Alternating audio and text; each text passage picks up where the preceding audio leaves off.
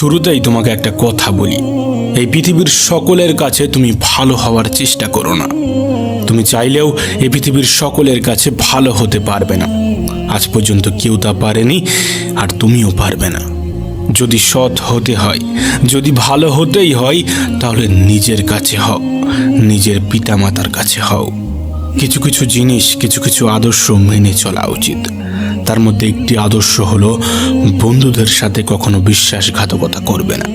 শুধু তাই নয়, বিশ্বাসঘাতকের সাথেও কখনো বন্ধুত্ব করবে না।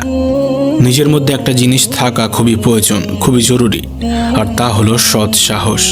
যদি ভুলকে ভুল এবং ঠিককে ঠিক বলার সাহস তোমার মধ্যে না থাকে, তাহলে তোমার মধ্যে সৎ সাহস এবং ক্ষমতা কোনোটাই নেই। তোমার সাথে তোমার রবের সম্পর্ক সব থেকে বেশি গভীর হওয়া উচিত। এই পৃথিবীতে এমন একটা সম্পর্ক থাকা অত্যন্ত জরুরি, যার সাথে